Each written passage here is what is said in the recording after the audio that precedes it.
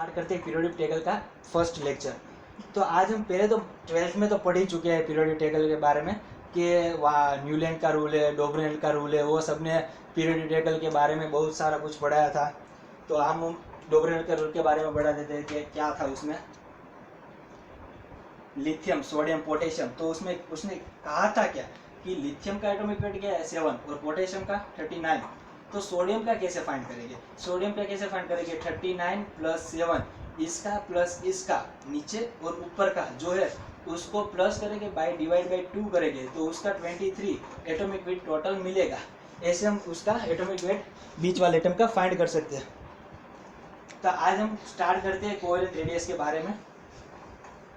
तो covalent radius के बारे में पहले स्टार्ट करते हैं। तो उसमें क्या पढ़ाते हैं कि कोवेलेंट रेडियस किसे कहते हैं।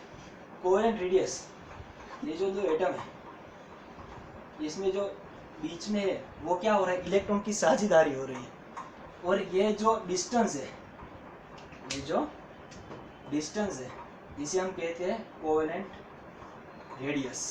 क्या कहते हैं, कोवेलेंट रेडियस। तो कोवेलेंट रेडियस बनता कब है, कोवेलेंट बॉन्ड बनता कब है कि जब किसी एटम के पास 7 इलेक्ट्रॉन है तो अपना ऑक्टेट फुल करने के लिए, क्या ऑक्टेट फुलफिल करने के लिए वो किसी भी एटम के साथ अपने एक इलेक्ट्रॉन की भागीदारी करेगा, मतलब कि साझेदारी करेगा, तब वो अपना ऑक्टेट फुलफिल करेगा, तब वो स्टेबल होगा कंपाउंड। इसके लिए वो एक इलेक्ट्रॉन की साझेदारी करता है किसी भी दूसरे एटम के साथ। और दूसरा एटम भी कैसा होगा, जिसके पास 7 इलेक्ट्रॉन है, मतलब कि एक इलेक्ट्रॉन की साझेदारी करेगा और वो अपना ऑक्टेट फुलफिल करेगा, 8 इलेक्ट्रॉन की वैलेंस इलेक्ट्रॉन फुलफिल करेगा और वो स्टेबल होगा, तब उसको कहते हैं हम कोवेलेंट बॉन्ड कहते हैं। और कोवेलेंट रेडियस किसे कहते हैं, ये हम दिखाया, वो उसको कोवेलेंट रेडियस कहते हैं।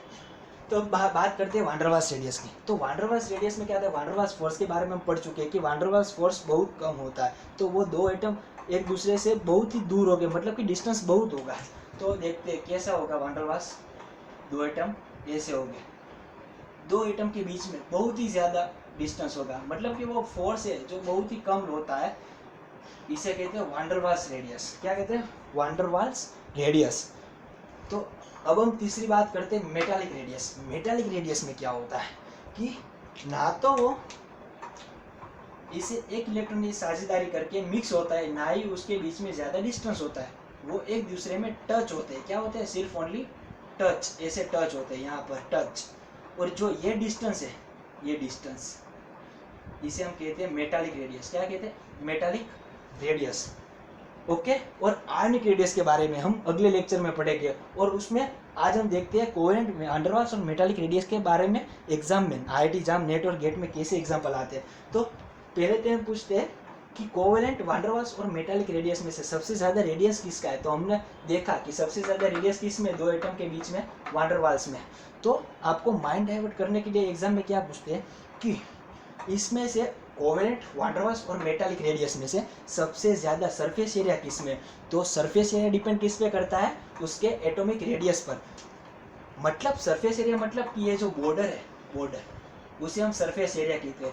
जितना ज़्यादा एटम दूर होगा उतना उसका सरफेस ज़्यादा होगा, मतलब कि सरफेस जितना ज़्यादा उतना एटॉमिक रेडियस ज़्यादा। तो रेडियस इसमें जिस ज़्यादा किस में, atomic radius van der Waals में। तो हम देख सकते हैं वान डेर वाल्स में दो एटम बहुत ही दूर है, कोवेलेंट में उसका रेडियस बहुत कम है, उसका सरफेस एरिया, और मेटालिक में भी। तो सबसे ज़्यादा किस में, वान डेर वाल्स में, और उसके बाद मेटालिक में, और उसके बाद कोवेलेंट में। मतलब कोवेलेंट में उसमें एक एक इलेक्ट्रॉन की साझेदारी होती है, इसलिए उसमें कम है। ओके। स्टार्ट करते हैं कोवेलेंट वान डेर वाल्स और मेटालिक रेडियस में से IIT जाम, नेट और गेट में कैसे दूसरा एग्जाम्पल आते हैं। तो यहाँ पर लिखा है lithium, beryllium, boron, carbon, nitrogen, oxygen, fluorine और नियोन। तो हमको एक क्वेश्चन में ऑर्डर दिया जाता है और उस ऑर्डर में से इतने सारा एलिमेंट होते हैं और हमसे फाइंड करने के लिए पूछते हैं कि इसमें सबसे ज़्यादा वान डेर वाल्स रेडियस किस में है और उसका हमें ऑर्डर बताइए। तो हम क्या करते हैं, तो पीरियोडिक टेबल में हमने पढ़ा है कि लेफ्ट से राइट तक जाते हैं तो क्या होता है, इलेक्ट्रोनेगेटिविटी बढ़ती है और साइज डिक्रीज होता है, और अप टू डाउन जाते टाइम इलेक्ट्रोनेगेटिविटी डिक्रीज होती है और साइज इंक्रीज होती है। तो हमने क्या कहा कि वान डेर वाल्स रेडियस किसमें ज़्यादा है। तो वान डेर वाल्स रेडियस के बारे में हमने पहले ही पढ़ा कि वान डेर वाल्स रेडियस जब सबसे ज़्यादा किस में होगा, सब जिसमें ज़्यादा रेडियस होगा, मतलब कि डिस्टेंस ज़्यादा जिसमें होगा, तो वांडर वाल्स में हमने पहले ही पढ़ा कि उसमें दो एटम बहुत ही दूर होते हैं, उसमें ज्यादा डिस्टेंस होता है, तो इससे हम कहते हैं वांडर वाल्स रेडियस। तो हमने पहले ही बताया कि लेफ्ट टू राइट जाते टाइम साइज डिक्रीज होती है और अप टू डाउन जाते टाइम साइज इंक्रीज होती है। तो हमें कहाँ पर जाना है, लेफ्ट टू राइट जाना है।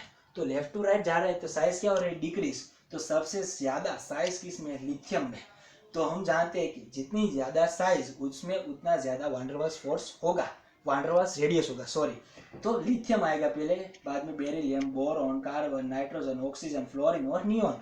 तो हम ये ऑर्डर लिखते हैं, बट एग्जाम में यही ऑर्डर देते हैं और साथ में ये भी ऑर्डर देते हैं कि ये नियोन, जो नियोन है ना नियोन, वो नियोन को यहाँ से निकाल के यहाँ पर लिखते हैं, ग्रेटर देन नियोन, यहाँ से निकाल देते हैं। नियोन पहले आगे लिखते हैं, बाद में lithium, beryllium, boron, carbon, nitrogen, oxygen, fluorine.